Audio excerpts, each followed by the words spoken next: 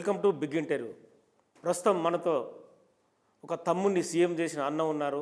ఒక కృషి నడిపి 40 ఏళ్ల రాజకీయ ప్రస్థానంలో తన తమ్ముని వెంట నడిచి తన తమ్మున్నే తెలంగాణ రాష్ట్రానికి సీఎంను చేసిన యనుమల తిరుపతి రెడ్డి మనతో ఉన్నారు. నమస్తే అండి తిరుపతి రెడ్డి గారు. నమస్కారం. ప్రస్తుతం రాష్ట్రంలో హాట్ టాపిక్ హైడ్రాది నడుస్తుంది. ఏదైతే తిరుపతి రెడ్డి అమర్ సొసైటీలో ఇల్లు ఉంది, తిరుపతి రెడ్డి ఇంటికి నోటీసులు ఇచ్చారు అని చెప్పి ప్రస్తుతం మీడియాలో బాగా నడుస్తున్న వార్త. ఎందుకంటే నేను రాష్ట్ర ముఖ్యమంత్రి అన్నాను కాబట్టి మొత్తం మీడియా సంస్థలు కానీ ప్రతి ఒక్కరు నన్ను సెంటర్ పాయింట్ చేసుకొని నడిపిస్తే కానీ వాళ్ళు వాళ్ళ మీ ప్రతిపక్షాల ప్రయోజనాలు కాపాడుకోవచ్చు అనే ఉద్దేశంతో వాళ్ళు ఈ విధంగా ప్రచారం చేస్తున్నారు. అసలు ఈ అమర్ సొసైటీ చరిత్ర ఏంటి? అంటే మీకు ఈ ఇల్లు ఏదైతే వెనుక ఉన్న ఇల్లు మీరు సొంతంగా కొనేదేనా, అది వేరే వాళ్ళ నుంచి మీరు కొన్న ఆ హిస్టరీ ఏంటి? నాకు తెలిసి ఈ అమర్ సొసైటీ అనేది దాదాపు 2000 సంవత్సరంలో అయిందనుకుంటా. అప్పుడు ఈ హుడా ఫైనల్ అప్రూవల్ లేవటతోని వీళ్ళందరూ దాదాపు ప్రభుత్వ అధికారులు, ఉన్నతాధికారులు అందరూ ప్లాట్లు కొనుక్కున్నారు, ఎవరికి వాళ్ళు పర్మిషన్ తెచ్చుకున్నారు, ఇండ్లు కట్టుకున్నారు. అదేవిధంగా నేను ఉంటున్న ఇల్లు కూడా డిఎస్ రాజు గారు అని చెప్పి ఆయన 2002లో ఇల్లు కట్టుకున్నాడు. 2016-17 వరకు ఆయన ఆ ఇంట్లో ఉన్నాడు, పర్మిషన్ తీసుకొని కట్టుకున్న ఇంట్లో. ఆ 16-17లో నేను ఆ ఇల్లు కొనుక్కోవడం జరిగింది. కొనుక్కునే ముందు నేను ఆ డాక్యుమెంట్లన్నీ తీసుకొని అడ్వకేట్కి ఇచ్చి మొత్తం చెక్ చేసుకొని లీగల్గా ఏమన్నా ఇబ్బందులు ఉన్నాయా ఏముందా అనేది చూసుకొని ఇది చేసుకొని నేను ఆ ఇల్లు కొనుక్కోవడం జరిగింది. ఆ ఇల్లు అంతకుముందు ఆయన బ్యాంకు లోన్ తీసుకున్నాడు, అదే బ్యాంకు నుంచి మళ్ళీ నేను లోన్ తీసుకొని ఇచ్చేసి నేను ఇల్లు తీసుకోవడం జరిగింది. దాని ఫైన్ మార్నింగ్ ఇప్పుడు వచ్చి నేనున్నందుకు ఎఫ్టీఎల్ అని చెప్పి ఇదని చెప్పి ఎక్కడ ఈ రాష్ట్ర రాజకీయం అంతా ఇటు తిప్పి వీళ్ళందరినీ ప్యానిక్ చేసి ఇక్కడ ఉన్న కాలనీవాసులను అందరినీ ప్యానిక్ చేసి వాళ్ళు రాజకీయ పబ్బం గడుపుకోవాలనుకుంటే అది వాళ్ళ ఇష్టం. అంటే 2002లో వాల్టా చట్టం వచ్చింది, 95-91లోనే ఈ లేఅవుట్ జరిగింది. కనీస అవగాహన లేకుండా చాలామంది అటెన్షన్ డైవర్షన్ పాలిటిక్స్ ప్లే చేస్తారు అనుకోవచ్చా? తప్పకుండా. ఎందుకంటే వాల్టా చట్టం ఎప్పుడు వచ్చింది ఫస్ట్ అది తెలుసుకోవాలి. వాల్టా చట్టం అనేది వచ్చినాక ఈ లేఅవుట్ పుట్టిందా లేకపోతే అంతకన్నా ముందు లేఅవుట్ పుట్టిందా అనేది వాళ్ళు తెలుసుకొని మాట్లాడి ఇది చేస్తే దానికి అర్థం ఉంటుంది. అది కాకుండా వాళ్ళు చేసిన అక్రమాలను అంతా కాపాడుకోవడం కోసం వాళ్ళు ఈ అటెన్షన్ అంతా ఇటు తిప్పి వాళ్ళు రాజకీయ ప్రయోజనం చేసుకోదలుచుకుంటే అది వాళ్ళ కర్మ. హైడ్రా పనితీరును ఎలా చూస్తారు ఒక సీఎం అన్నగా? మీరు ఒక సీఎం అన్నగా కాకపోయినా ఒక సామాన్యంగా కూడా, సామాన్య వ్యక్తిగా కూడా హైడ్రా పనితీరును అభినందిస్తున్నా. కాకపోతే ఏంటంటే హైడ్రా ఈ ప్రతిపక్షాల ఉచ్చులో పడకూడదని చెప్పి కోరుకుంటున్నా. అంటే ఎలా ఉండాలంటారు? ఇప్పుడు చాలా వరకు ఇన్కన్వెన్షన్ కూల్చివేత జరిగింది, మిగతా చోట్ల నోటీసులు ఇచ్చారు, చాలా వరకు ఆక్రమణలను అరికట్టడమే తమ లక్ష్యం అని చెప్పి రేవంత్ రెడ్డి చెప్తున్నారు.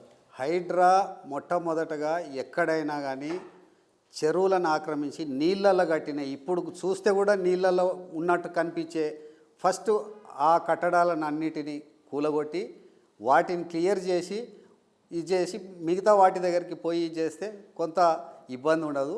అదేవిధంగా ఈ పెద్ద ఈ 2014కు ముందు పరిస్థితి ఏముండే, 2014 తర్వాత ఏం పరిస్థితి ఉండే చెరువుల పరిస్థితి అనేది ఇప్పుడు గూగుల్ ఉంది, గూగుల్లో చూసుకొని చేసి చూస్తే అర్థమైపోతుంది. ఆ కబ్జాలు కానీ ఆ పర్మిషన్లు కానీ ఎట్లొచ్చినాయి, ఎవరిచ్చి కట్టించిండ్రు, వాటిని కాపాడుకోనికే ఇప్పుడు ఎంత తాపత్రయపడుతున్నారు అనేది మీకు అర్థమవుతుంది. వాటన్నిటినీ ఇప్పుడు ముందు క్లియర్ చేసిన తర్వాత మిగతా వాటి దగ్గరికి సామాన్యుల దగ్గరికి, సామాన్యులు ఎక్కడున్నారు ఏంది వాళ్ళని ఎట్లా కాపాడాలనేది అది ప్రభుత్వం ఆలోచన చేయాలి. ఈ మధ్యకాలంలో కొండారెడ్డిపల్లికి వెళ్ళిన కొంతమంది మీడియా ప్రతినిధులు అక్కడ రుణమాఫీ జరగలేని కొంత రప్చర్, ఇప్పుడు ఇవాళ కూడా ఈ చుట్టుపక్కల ప్రాంతాలకు వచ్చి కొంత రప్చర్ సృష్టించి ప్రధానంగా కేంద్ర బిందువు తిరుపతి రెడ్డినే చేస్తున్నారు. కొండారెడ్డిపల్లికి నేను ఎప్పుడు పోను, నేను పోయేది సంవత్సరానికి ఒకసారో 2 సార్లు. మీడియా వాళ్ళు పోయి, ఎవరైనా ఏ మీడియా వాళ్ళు అయినా కానీ పోయి అక్కడ ఎంతమందికి లబ్ధి జరిగింది, ఎంతమందికి లబ్ధి జరగలేదు అనే డీటెయిల్ తీసుకుంటే మనకు అభ్యంతరం లేదు. కానీ ఎవరో దురుద్దేశంతో ప్రభుత్వాన్ని అప్రతిష్ట పాలు చేయాలని చెప్పి పోయి రాని వాళ్ళని ఎవరినో ఒకరిని టెక్నికల్గా ఏమన్నా ఇబ్బంది ఉన్న వాళ్ళని ఒకరినో ఇద్దరినో తీసుకొని మొత్తం రాష్ట్రం అంతా రుణమాఫీ జరగలేదు అనే విధంగా వాళ్ళు ప్రయత్నం చేస్తే ఎవరైతే లబ్ధిదారులు ఉన్నారో వాళ్ళు వచ్చి వాళ్ళు ముందరకు వచ్చి వాళ్ళ అభ్యంతరం చెప్పిండ్రు. అంత దాంట్లో జరిగిందేముంది? 2014 నుంచి 24 వరకు బీఆర్ఎస్ ప్రభుత్వం పాలించింది. చాలా అబ్జర్వేషన్ మీకు ఉండి ఉంటుంది, ఎందుకంటే మీకు 40 ఏళ్ళ రాజకీయ ప్రస్థానం ఉంది. చాలా వరకు మీరు అన్నీ క్లీన్గా చూసే వ్యక్తిత్వం కూడా ఉంది. ఏం చెప్పదలుచుకున్నారు మీరు? నేను 40 ఏళ్ళ క్రితం నుంచి సామాన్య కార్యకర్తగా, ఇప్పటికీ నేనేమో ఎమ్మెల్యేని కాలేదు, ఎంపీ కాలేదు. నేను ఒక సామాన్య కార్యకర్తగా, ఒక రేవంత్ రెడ్డి అన్నగా, రేవంత్ రెడ్డికి ఎల్లకాలం ఎల్లప్పుడూ ఆయనకు అండదండలతో ఉండి చేసి ఆయన వెనుక ఉండి రాజకీయాన్ని చూసుకుంటూ వచ్చిన నేను ఇప్పుడు కూడా ఈ బీఆర్ఎస్ ప్రభుత్వం హయాంలో ఎన్ని చెరువులు మాయమైనాయి అనేది ఫస్ట్ నిగ్గు తేల్చాలి. నిగ్గు తెలిసి దాంట్లల్లో పర్మిషన్ ఇవ్వాల్సి వస్తే మున్సిపల్ మంత్రిగా చేసిన కేటీఆర్ కానీ, నీటిపారుదల శాఖ మంత్రిగా చేసిన హరీష్ రావు కానీ వాళ్ళు బాధ్యత తీసుకోవాలి. వాళ్ళు ఏ పరిస్థితుల్లో పర్మిషన్లు ఇవ్వాల్సి వచ్చింది, ఎందుకోసం ఇవ్వాల్సి వచ్చింది, వాళ్ళ స్వార్థం ఏంది, వాళ్ళ ఇదేంది అనేది ముందు ప్రభుత్వం కూడా ప్రజలకు చెప్పాలి. ప్రజలకు చెప్పి చేస్తే అవి ముందు క్లియర్ చేస్తే కొంత ప్రభుత్వానికి కూడా అప్రతిష్ట కానీ ఈ కన్ఫ్యూజన్ కానీ ఉండదు. అంటే మేము తెల్ల పేపర్ మీద పాలించడం, మేము అక్రమాలు చేయాలన్న రీతిలో వాళ్ళ వాదన కొనసాగుతుంది. అంటే ట్విట్టర్ కానీ మిగతా సోషల్ మీడియా కానీ వాళ్ళు కొన్ని సంస్థలను పెట్టుకున్నారు. వాళ్ళంత స్వచ్ఛంగా, వాళ్ళంత సుపరిపాలన ఎవరు ఇయ్యలేదు అన్నట్టుగా వాళ్ళు ప్రచారం చేసుకోవడానికి వాళ్ళు ప్రయత్నం చేస్తున్నారు. వాళ్ళ ప్రయత్నాన్ని తిప్పికొట్టాల్సిన బాధ్యత ఇప్పటి ప్రభుత్వం మీద, ఇప్పుడు ప్రభుత్వంలో ఉన్న పెద్దల మీద, ప్రతి ఒక్క మంత్రివర్గం మీద, ప్రతి ఒక్క ఎమ్మెల్యే మీద, ప్రతి ఒక్క కార్యకర్త మీద, ప్రతి ఒక్క నాయకుని మీద ఉంది ఆ బాధ్యత. ఆ బాధ్యతను కాంగ్రెస్ నాయకులు కానీ ప్రభుత్వం కానీ వాళ్ళు కరెక్ట్గా నెరవేరిస్తే వీళ్ళ ఆటలు సాగవు. మీ సొంత తమ్ముడు సీఎం, ఎన్ని మార్కులు వేస్తారు మీరు అన్నగా? 80 మార్కులు వేస్తాను నేను. అంటే 20 మార్కులు ఎందుకు తగ్గిపోయినాయి? ఎందుకంటే ఆయనకు అవకాశం రాలేదు. అంటే ఇంకా అవగాహన పెంచాలనుకుంటారా? మొన్నటి వరకు ఎలక్షన్ కోడ్లు అవి ఉన్నాయి. ఇప్పుడిప్పుడే పరిపాలన స్టార్ట్ అయింది. పరిపాలన మీద ఇంకా ముందరికి పోతా ఉంటే మార్క్స్ అనేవి ఎట్లా ఉంటుంది అనేది చూడొచ్చు. అంటే చాలామంది ప్రజలకు తెలియదు రేవంత్ రెడ్డి వెనుక ఒక తిరుపతి రెడ్డి ఉండని. ఎందుకంటే ఒక జెడ్పీటీసీ నుంచి మొదలుకొని ముఖ్యమంత్రి పీఠం దాకా తీసుకురావడం అనేది అసాధారణ విషయం. అంటే మీ ప్రస్థానం ఎలా కొనసాగింది? దీంట్లో ప్రస్థానము అది ఇది ఏం లేదు. ఆయన ముందరున్నాడు, మేము వెనుక ఉండి నా బాధ్యత నేను నెరవేర్చిన.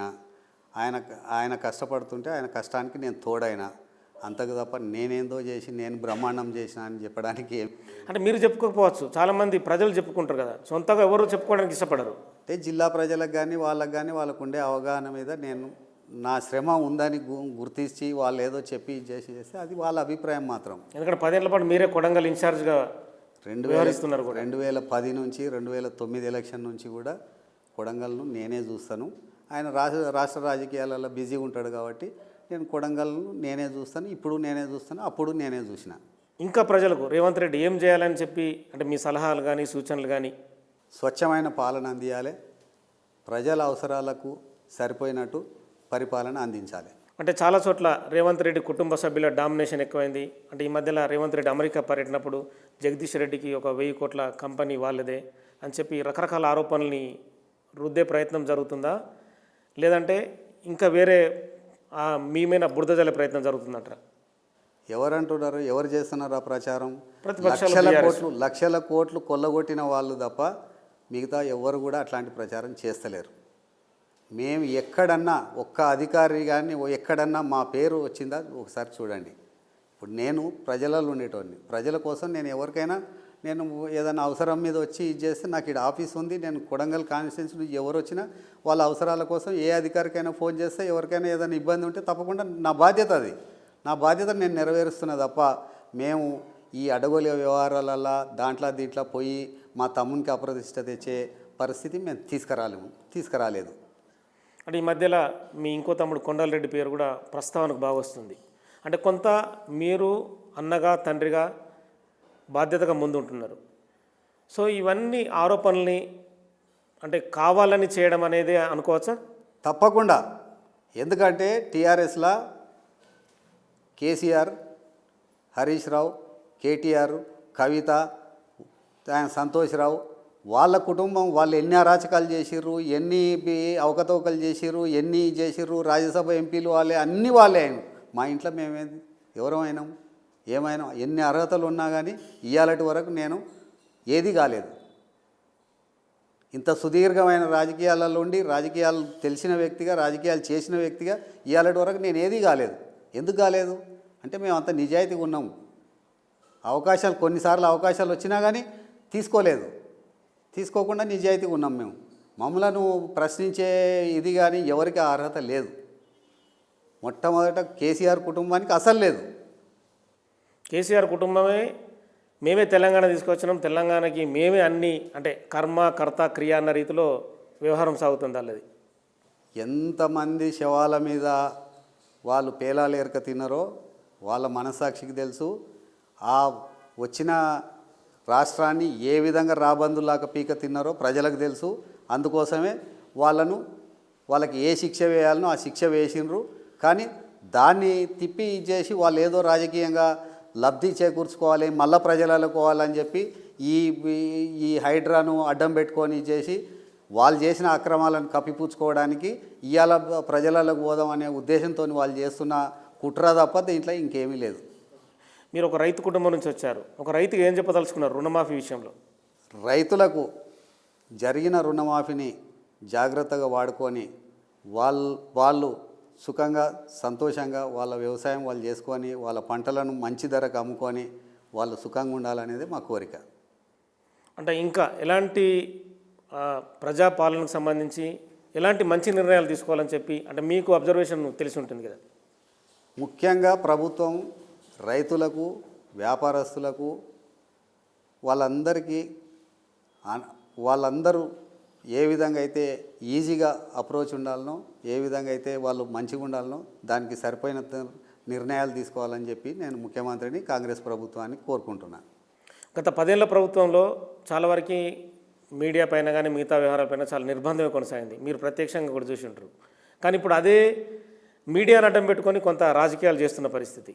ఎందుకంటే మీడియాలో చాలామంది జీతాలు తీసుకొని వాళ్ళ దగ్గర ఇది చేసి కూలీ మీడియా అంటారు కదా, అట్లాంటి మీడియా సంస్థలు కొన్ని ఉన్నాయి. వాళ్ళని అడ్డం పెట్టుకొని మిగతా మీడియాకంతా ఏదో జరిగిపోయిందని ప్రచారం చేసుకోవాలనే తప్ప ఇప్పుడు ఎంత స్వేచ్ఛగా ఫీల్ అవుతున్నారో మీడియా సంస్థలు కానీ మీడియా ప్రతినిధులు కానీ ఎవరే కానీ వాళ్ళకు స్వచ్ఛంగా వాళ్ళు ఏది చెప్పదలుచుకున్నారో ఏది చేయదలుచుకున్నారో వాళ్ళు చేయగలుగుతున్నారు. ఇప్పుడు మరి గత ప్రభుత్వంలో ఏం జరిగింది? ఎవరన్నా ముఖ్యమంత్రి ప్రెస్ మీట్లనో, మంత్రుల ప్రెస్ మీట్లనో ఎవరన్నా ఏమన్నా అడిగే పరిస్థితి ఉండేనా? మీరందరూ చూడలేదా? వాళ్ళు కూడా ఈరోజు నీతి సూత్రాలు చెప్తే ఎట్లా?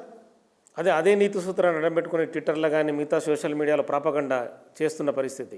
వాళ్ళు బయటకు వచ్చి చెప్పలేరు కాబట్టి ఈ ట్విట్టర్లలో దీంట్లలో తప్ప ఎప్పుడో రేవంత్ రెడ్డి ఎప్పుడో చెప్పిండు కదా, ఆయన ట్విట్టర్ పిట్ట. ఆయన బయటికి వచ్చి ప్రజలలో తిరిగి ప్రజలలో ఉండి ప్రజల సమస్యలు తెలుసుకొని ప్రజల సమస్యల పరిష్కారం కోసం ప్రయత్నం చేసే వ్యక్తి కాదు.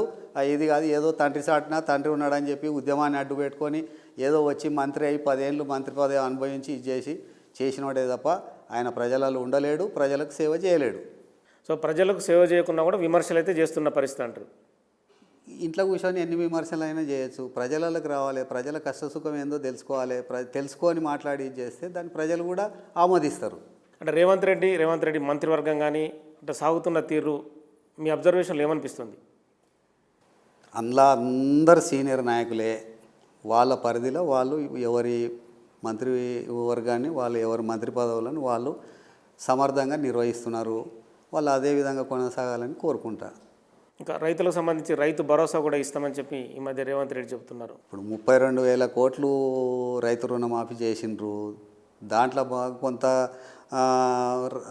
ఇప్పుడు ఆయన రైతు బంధు కానీ ఇది కానీ అది కొంచెం ఏమన్నా లేట్ అయినా కూడా తప్పకుండా ప్రభుత్వం రైతులకు సహకరిస్తుంది. ఈ మధ్య ముచ్చర్ల 4th సీట్ అనేది కొంచెం హాట్ టాపిక్. అంటే హైదరాబాద్ను విస్తరణలో భాగంగా ఉపాధి అవకాశాలు పెంచాలన్న నిర్ణయాన్ని ప్రభుత్వం ముందుకు తీసుకుపోతుంది. మీకు రియల్ ఎస్టేట్ బాగా అనుభవం, సో రియల్ ఎస్టేట్ అనుభవం ఉన్న వ్యక్తిగా ఎలా అనిపిస్తుంది? అంటే హైదరాబాద్ ఇంకా పెంచి ఉపాధి అవకాశాలు పెంచితే బాగుంటుందంటారా? ఇప్పుడు కొన్ని ప్రభుత్వాలు మారినప్పుడల్లా ఒక్కొక్క ఏరియాను తీసుకొని అభివృద్ధి చేయడం జరిగింది. ఒక పక్కకు ఇండస్ట్రీస్ కానీ, ఒక పక్కకు సాఫ్ట్వేర్ సంస్థలు కానీ, ఒక్కొక్క ఏరియాకు ఒక్కొక్క ఇది. ఇప్పుడు రేవంత్ రెడ్డి కూడా ఈ అటుపక్కకు తీసుకొని చేసి అటుపక్కకు హైదరాబాద్ సిటీని విస్తరించాలనే ఉద్దేశంతో ఉన్నట్టున్నారు. మరి దాన్ని ఆ విధంగా చేస్తే అక్కడ ఉండే భూములకు కానీ విలువ పెరిగి ఇండస్ట్రీస్ వచ్చి రియల్ ఎస్టేట్ సంస్థలు వచ్చి ఇది చేస్తే తప్పకుండా సిటీకి లాభం జరుగుతుంది. అదే వేలాది ఉపాధి అవకాశాలు పెరుగుతాయి. ఇంకా కొడంగల్ అభివృద్ధి కోసం కూడా ఈ మధ్య కొంత మీరు ఎఫర్ట్ పెడుతున్నట్టు కనిపిస్తుంది. కొడంగల్ అభివృద్ధికి తిరుపతి రెడ్డి ఇంకా ఏమన్నా చేయాలని చెప్పి ఆలోచనలో ఉన్నారా? కొడంగల్ మిగతా రాష్ట్రంలో ఉండే అభివృద్ధి చెందిన నియోజకవర్గాలకు తలదన్నే విధంగా కొడంగల్ నియోజకవర్గాన్ని అభివృద్ధి చేయాలనే పథంలో ముఖ్యమంత్రి గారు ఉన్నారు. నేను కూడా దానికి అనుగుణంగా నేను కూడా ప్రయత్నం చేస్తున్నా. నా వంతు నేను ప్రయత్నం చేస్తున్నా. కొడంగల్ లిఫ్ట్ ఇరిగేషన్ వచ్చింది, అదేవిధంగా మెడికల్ కాలేజ్ వచ్చింది, ఇంజనీరింగ్ కాలేజ్ వచ్చింది, వెటనరీ కాలేజ్ వచ్చింది. ఈ విధంగా ఎంత వెనుకబడి ఉండేనో ఇప్పుడు అంత అభివృద్ధి చేయాలనే ఉద్దేశంతో ముఖ్యమంత్రి గారు ప్రయత్నం చేస్తున్నారు. ఆ ప్రయత్నం సఫలమవుతుందని కోరుకుంటున్నాను. ధరణి ప్రక్షాళన కొనసాగుతుంది. భూమాత అనేది అంటే పేరు పెట్టకున్నా కూడా కొంత తీసుకురావాలనే ప్రయత్నం జరుగుతుంది. గత ప్రభుత్వంలో చాలా వరకు అసైన్మెంట్ ల్యాండ్స్ కానీ వక్ఫ్ కానీ మిగతా చాలా ల్యాండ్స్ని మార్చిన పరిస్థితి. ఎలా ఉండాలంటారు? అంటే ధరణి రూపకల్పన ఎలా ఉండాలంటారు? ధరణి రూపకల్పన అనేది ఎవరైతే ఒరిజినల్ రైతులు ఉంటారో వాళ్ళకు నష్టం జరగకుండా, వాళ్ళకి ఇబ్బంది లేకుండా ధరణి కానీ ధరణి పేరు మీద వచ్చే కొత్త పేరు ఏదైనా ఉండని అది రైతులకు నష్టం జరగకుండా ఉండాలి తప్ప ప్రభుత్వంలో ఉండేటోళ్లకు రాత్రి వేల ఎకరాలకు పేర్లు మార్చి రిజిస్ట్రేషన్లు చేసుకొని వాళ్ళు కబ్జాలు పెట్టి అమ్ముకొని చేసుకునే విధంగా ఉండకూడదు అనేది మాత్రం నేను కోరుకుంటాను. అంటే రియల్ ఎస్టేట్ రంగం అంటే కొంత డౌన్ఫాల్లో ఉందనేది మార్కెట్ టాక్. సో ఇంకా ఎదుగుదల కోసం మీలాంటి వాళ్ళు ఎలాంటి సూచనలు చేస్తారు ప్రభుత్వానికి? రియల్ ఎస్టేటు డౌన్ఫాల్ ఉందనేది కొంతవరకు నిజం కాదు. ఎందుకంటే ఇప్పుడు కూడా గతంలో కన్నా ఎక్కువ రిజిస్ట్రేషన్స్ జరుగుతున్నాయి. కాకపోతే ఏంటంటే ఎలక్షన్స్ ఉండే కొన్ని మంచి రోజులు లేవని ఇదని కొంత స్తబ్దుగా బయట కనిపించినంత ఇది మార్కెట్లో లేదు. ఆ పరిస్థితి బయట అనుకుంటున్నారు తప్ప అట్లా ఇది లేదు. కానీ రియల్ ఎస్టేటు హైదరాబాదులో ఎప్పుడు కూడా రియల్ ఎస్టేట్ పడిపోవడం అనేది జరగదు. దేశం మొత్తం మీద ఇప్పుడు తీసుకుంటే కూడా నేను అనుకుంటా రియల్ ఎస్టేటు ఇది సెకండ్ థర్డ్ ప్లేస్లో హైదరాబాద్ ఉంది. అందుకోసం రియల్ ఎస్టేట్కి వచ్చిన ఇబ్బంది ఏమీ లేదు. రిజిస్ట్రేషన్ ఛార్జీలు కొంతమేర తగ్గిస్తే ఇంకా హైప్ వస్తుందనేది కొంతమంది నిపుణులు చెప్తున్న అభిప్రాయం. ఇంకా నిపుణుల అభిప్రాయము, రియల్ ఎస్టేట్ సంస్థల అభిప్రాయం ప్రభుత్వం పరిగణలోకి తీసుకొని వాళ్ళు ఏదైనా నిర్ణయం తీసుకుంటే స్వాగతించవచ్చు. సో సొంతంగా ఇప్పుడు అంటే ఇన్ని 40 ఏళ్ళ రాజకీయ ప్రస్థానం మీకు కొనసాగుతుంది. డైరెక్ట్ రాజకీయాల్లోకి ఎప్పుడు వస్తారు తిరుపతి రెడ్డి అని చాలామంది అంటే మీ అభిమానులు కావచ్చు, శ్రేయోభిలాషులు కావచ్చు, చాలామంది అడుగుతున్న ప్రశ్న ఇది. నన్ను దగ్గరగా చూసిన వాళ్ళందరికీ వాళ్ళకి ఏదైనా అట్లాంటి అభిప్రాయం ఉంటే ఉండొచ్చు. కానీ దేనికైనా సమయం రావాలి. సమయం వచ్చినప్పుడు ఇక ముఖ్యమంత్రి గారు కూడా ఏదైనా నిర్ణయం తీసుకొని, ఎందుకంటే నేను ఒక్కరిని తీసుకొని నేను ముఖ్యమంత్రి గారికి అన్ననైనా కానీ నేను నా సొంతం నిర్ణయం అనేది మా ఇంట్లో కొంత ఉండదు. ఏదున్నా ఉమ్మడి నిర్ణయం ఉంటుంది. ఆ సమయం సందర్భం వచ్చినప్పుడు ముఖ్యమంత్రి గారే చెప్తారు ఆ విషయాన్ని. మీరు ఎంతమంది కుటుంబ సభ్యులు? చాలామందికి తెలియదు. అంటే రేవంత్ రెడ్డిది భారీ అంటే పెద్ద కుటుంబం, అంటే వాళ్ళంతా సమిష్టి నిర్ణయం తీసుకుంటారు, ఒకటే దారిలో నడుస్తారని బయట చాలా వరకు టాకు. ఒక్కసారి మీ కుటుంబ ప్రస్థానాన్ని అంటే అందరికీ చెప్పండి మామూలుగా. మా ఫాదర్కి మేము 7 మంది కొడుకులము, ఒక బిడ్డ. 7 మందిలో మా 2 అన్నలు ఇప్పుడు లేరు. మిగతా 5 మంది ఉన్నాం. 5 మందిలో నేను పెద్దవాడిని. రేవంత్ రెడ్డి 4th.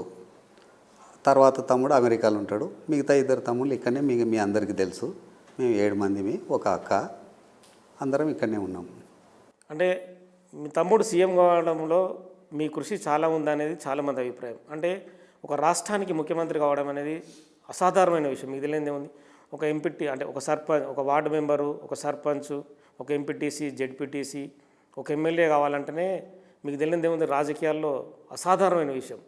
కానీ తమ్ముడిని అంచెలంచెలుగా ఎదిగిస్తూ పైకి తీసుకుపోయినా నేను తీసుకుపోవాలనే కోరిక నాకు ఉండొచ్చు. కానీ నేను ఒక్కని కాదు తీసుకుపోయింది. రాష్ట్ర ప్రజలు ఆమోదించి రాష్ట్ర ప్రజలు తీసుకుపోతే రేవంత్ రెడ్డి ముఖ్యమంత్రి. రాష్ట్ర ప్రజలు తీసుకుపోయినా కానీ ఒక తండ్రిని ఒక కొడుకు వేలు బట్టి నడిపిస్తేనే ముందుకు నడుస్తుంటారు.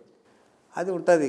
ఎవరికైనా కొంత ఉంటుంది. నా తమ్ముడు ముఖ్యమంత్రి కావాలనో, నా తమ్ముడు ఎమ్మెల్యే కావాలనో, నా తమ్ముడు ఎంపీపీ కావాలనో, ఎవరింట్లో అయినా ఎవరికైనా అన్ననో తమ్ముడో కావాలనే కోరిక ఉంటుంది. తప్పకుండా ఆ కోరిక కోసం మనం కష్టపడాలి, పనిచేయాలి. ఆ విధంగా నేను కష్టపడ్డా తప్ప మిగతాదేమి. రాజకీయాల్లో మీరు అపర చాణక్యుడు అంటారు. అంత మేధావిని కాదు, అంత చాణక్యం లేదు. ఏదో నాకు తెలిసిన విధంగా నేను చేసుకుంటూ పోవడం తప్ప, చాలాసార్లు రేవంత్ రెడ్డి ఏది చెప్తే అది చేయడం తప్ప మిగతాది ఏం లేదు. రేవంత్ రెడ్డి కాదు, రేవంత్ రెడ్డికి సలహాలు ఇస్తాడు తిరుపతి రెడ్డి, ఒక నెట్ లాగా ఉంటాడనేది ఒక టాక్. ఏం లేదు, అంటే ఎల్లవేళ రక్షణ కవచం లాగా ఎల్లవేళలా అందుబాటులో ఉంటా. ఆయన ఏం చెప్తే అది చేసుకుంటూ పోవడం తప్ప మిగతాది తెలియదు మాకు. ఇంకా గత ప్రభుత్వంలో స్కామ్లకు సంబంధించి విచారణ కొనసాగుతుంది. అంటే మీరు రెగ్యులర్గా ప్రతిదీ అబ్జర్వేషన్ చేసి ఉంటారు రాజకీయాలలో. ఏమంటారు, అక్రమార్కుల్లో ఖచ్చితంగా శిక్షలు పడాలంటారా? తప్పకుండా శిక్ష పడాలి. ఎందుకంటే ఎన్ని అరాచకాలు జరిగినాయి, ఎన్ని అక్రమాలు జరిగినాయి. కండ్ల ముందల కట్టిన ప్రాజెక్టులు 100 సంవత్సరాలైనా ఉన్న ప్రాజెక్టులు ఉన్నాయి, 2-3 ఏళ్లలో కొట్టుకుపోయిన ప్రాజెక్టులు ఉన్నాయి. మరి ఆ కొట్టుకుపోయిన ప్రాజెక్టులు లక్షల కోట్ల ప్రజల సొమ్ము నష్టపోయినప్పుడు మరి ఆ నష్టం చేసిన వాళ్ళకి శిక్ష అనేది ఉండాలి కదా. తప్పకుండా శిక్షించాలి ప్రభుత్వం. అంటే ఈ మధ్యకాలంలో మీ కళ్ళ ముందే సుంకిశాల గేట్లు విరిగిపోయిన పరిస్థితి, సుమారుగా 30,000 కోట్ల నష్టం. ఇలాంటివి చూస్తే ఏమనిపిస్తుంది? కడుపు తరుక్కపోతుంది. ఇంత నష్టం జరుగుతుంటే, ప్రజల సొమ్ము ఇంత దుర్వినియోగం అవుతుంది కదా.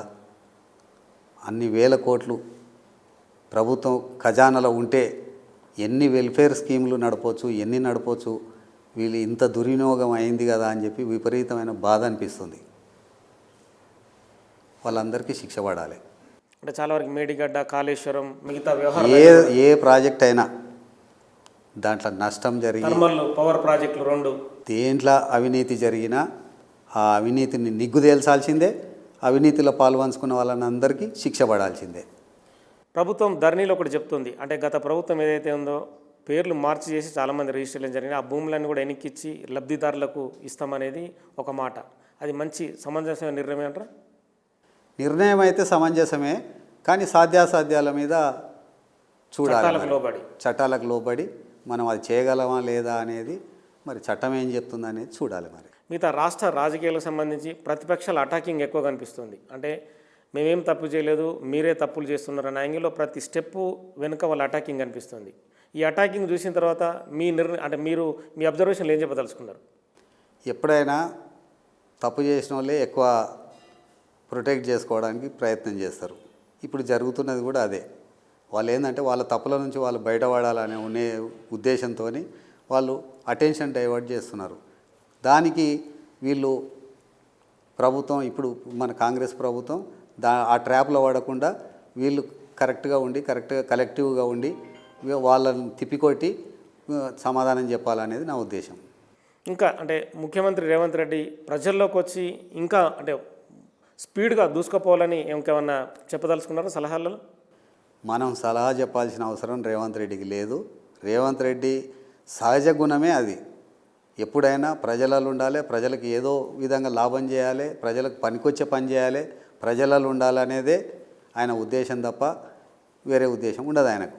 ఈ మధ్యకాలంలో రాజీవ్ గాంధీ విగ్రహం ఒక వివాదాస్పదం, తెలంగాణ తల్లి విగ్రహం పెడతామని చెప్పి ఇప్పటికే రేవంత్ రెడ్డి ప్రకటించారు. కొన్ని సిల్లి అంశాల్లో ఇరుకున పెట్టడానికి రకరకాలుగా ప్రయత్నాలు జరుగుతున్నాయి. ప్రతిపక్షం పనే అది కదా. వాళ్ళకు కొన్ని మీడియా సంస్థలు ఉన్నాయి, మీడియా సంస్థలను పెట్టుకొని వాళ్ళు ఏదో హైప్ క్రియేట్ చేసుకుంటున్నారు. కానీ వాస్తవంగా ప్రజలలో ఆ పరిస్థితి లేదు. వాళ్ళు ఏదైతే అనుకుంటున్నారో ఆ పరిస్థితి లేదు. ప్రజలలో అంత రియాక్షన్ లేదు. వీళ్ళని అసలు ఎవడు లెక్క పెట్టట్లేదు. వీళ్ళు ఎంతసేపు ఆ మీడియా ముందు వచ్చి మీడియాలో కొద్దిసేపు ఏదో అల్లరి పెట్టి ఏదో చేసి ప్రభుత్వాన్ని అప్రతిష్ట పాలు చేయాలనే ఉద్దేశంతో చేసి ఇంటికి పోయి పండుకోవడం తప్ప వాళ్ళు ప్రజలలో పోయేది లేదు, ప్రజలలో ఉండేది లేదు, ప్రజల కోసం పనిచేసేది లేదు. కవిత అరెస్టు, విడుదల రెండింటిపైన ఏం చెప్తారు తిరుపతి రెడ్డి? నేను చెప్పేదానికన్నా మీరే ఇంకా బాగా చెప్పాలి. ఏదైనా సరే అక్రమే, స్కామ్లు ఏదైనా సరే స్కామ్లో ఉన్నదని కేంద్ర ప్రభుత్వాలన్నీ డిసైడ్ చేసి అరెస్ట్ చేయడం జరిగింది. తర్వాత ఒకరొకరికి ఎట్లెట్లా బెయిల్ వస్తున్నాయి, ఎట్లెట్లా ఇది అవుతున్నది. బెయిల్ వచ్చేది కేటీఆర్ హరీష్ రావుకు ముందే ఎట్లా తెలిసింది? 1000 మంది, 100 వెహికల్స్, 100 మంది పోయి ఆడ ఇచ్చేసి బాణసంచాలు ఇవి అవి కాల్చి చేసి తీసుకొచ్చిరంటే బెయిల్ ఎట్లా వచ్చిందో అర్థమైపోతున్నది. ఇక దాంట్లో మనం ఎవరిని అనడానికి ఎవరిని చేయడానికి ఏముందాడా? ప్రజలకు అర్థమైపోయింది బెయిల్ ఎట్లా వచ్చింది, దాని కారణం ఏందనేది. మీకు అంటే పార్లమెంట్ బయటకు ఎలక్షన్ వచ్చిన తర్వాత పార్లమెంట్ ఎలక్షన్లు చూస్తే తెలియలే మీకు 8 సీట్లు రావడం. 8 సీట్లు వచ్చిన వాళ్ళకి 8 సీట్లు వచ్చినాయి.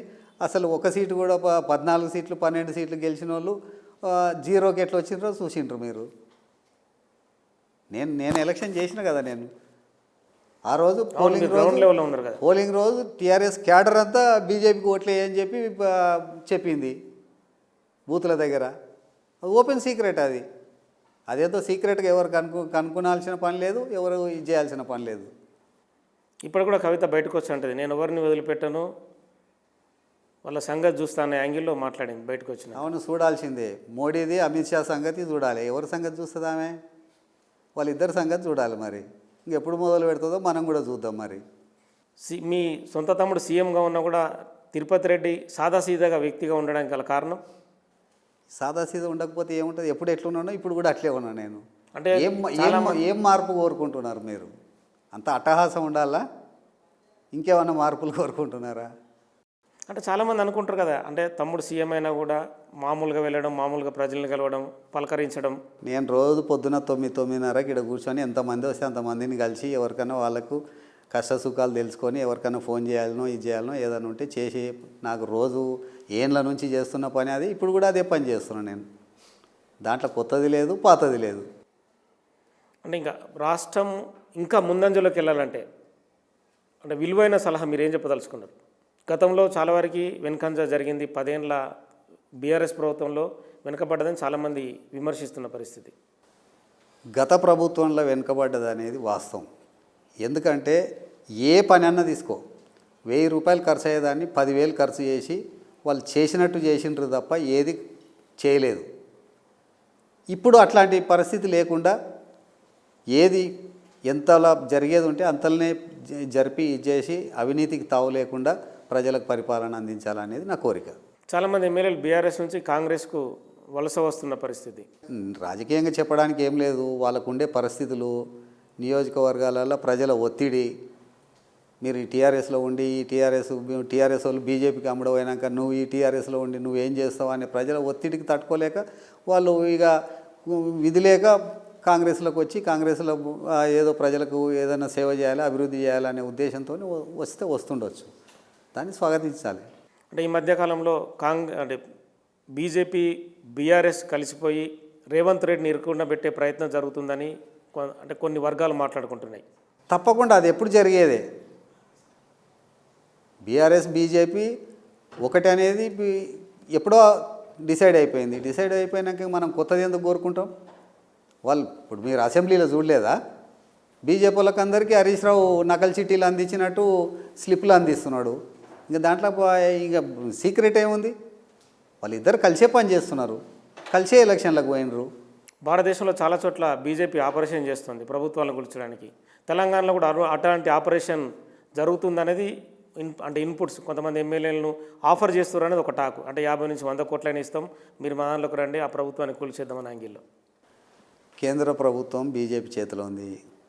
బీజేపీ అమిత్ షా, నరేంద్ర మోడీ గత 10 సంవత్సరాల నుంచి ఎన్ని రాష్ట్ర ప్రభుత్వాలను కూల్చిండ్రు, ఏమి చేసిరు అనేది అందరికీ తెలిసిన విషయమే, కొత్త విషయం ఏం లేదు. కొందరిని రిజైన్ చేయించి పార్టీలకు తీసుకున్నారు బలవంతంగా, అదిరిచి బెదిరించి. ఇప్పుడు ఇక్కడ ఏమన్నా ఇంకా ఇప్పటి వరకు స్టార్ట్ చేసిరని అనుకోను. ఏమైనా స్టార్ట్ చేస్తే దానికి సరిపోయిన నిర్ణయం ప్రభుత్వంలో ఉన్న పెద్దలు, కాంగ్రెస్ నాయకులు, కాంగ్రెస్ పెద్దలు వాళ్ళు కలిసి నిర్ణయిస్తారు. నిర్ణయించి దాని ప్రకారం ప్రజలకు పోతారు. 10 నెలల కాంగ్రెస్ పాలన అంటే కొంతమేర అభివృద్ధి సాధించినట్టేనా? తప్పకుండా అభివృద్ధి సాధించినట్టే. ఎందుకంటే ఈ 10 నెలల్లో ఎక్కువ రోజులు ఎలక్షన్ కోడ్లనే జరిగిపోయింది. ఇక ముఖ్యమంత్రికి కానీ, మంత్రివర్గానికి కానీ, ప్రభుత్వానికి కానీ కొంత ప్రజలకు పోయి పనిచేసే అవకాశం ఉన్నంతలా వాళ్ళకు వచ్చిన అవకాశాన్ని వాళ్ళు సద్వినియోగం చేసుకొని అభివృద్ధి చేసిరని అనుకున్నాం. నెక్స్ట్ కొడంగల్ ఎమ్మెల్యేగా తిరుపతి రెడ్డి పోటీ చేస్తారని టాక్. హైదరాబాద్కు రేవంత్ రెడ్డి వస్తారని ఊహాజనితం. ఎందుకు రేవంత్ రెడ్డి కొడంగల్ను వదిలేది లేదు. పర్మనెంట్. పులివెందులకు జగన్ కుటుంబం, రాజశేఖర రెడ్డి కుటుంబం ఎట్లనో, సిద్దిపేట కేసీఆర్ కుటుంబం ఎట్లనో, కేసీఆర్ ఎట్లనో, హరీష్ రావు ఎట్లనో, రేవంత్ రెడ్డి రాజకీయాలలో ఉన్న రోజు ఎమ్మెల్యేగా నిలబడేటన్ని రోజులు రేవంత్ రెడ్డి కొడంగల్ నుంచి నిలబడతాడు. మారే ప్రసక్తి లేదు. మరి తిరుపతి రెడ్డి ఎక్కడి నుంచి పోటీ చేస్తారు? పోటీ అనేది అది మా కుటుంబ నిర్ణయం. ఆ సందర్భం వచ్చినప్పుడు కుటుంబంలో చర్చించి రేవంత్ రెడ్డి నిర్ణయం తీసుకొని రేవంత్ రెడ్డి చెప్తాడు ఆ విషయాన్ని. Okay, thank you. సో మొత్తానికైతే ప్రజాక్షేత్రంలో ఖచ్చితంగా రేవంత్ రెడ్డి కొడంగల్ నుంచి అంటున్నారు. కాంగ్రెస్ అభివృద్ధి పథం వైపు ముందుకు సాగుతుంది. ప్రజాక్షేత్రంలో ఖచ్చితంగా రేవంత్ రెడ్డి వెనుక ఉండి తాను కొట్లాడతాను, తాను తమ్ముడికి ఎట్లయినా కూడా సలహాలు సూచనలు మేము కూర్చున్నప్పుడు ఖచ్చితంగా మాట్లాడుకుంటామని చెప్తున్నారు. Signing off, keep watching Big TV.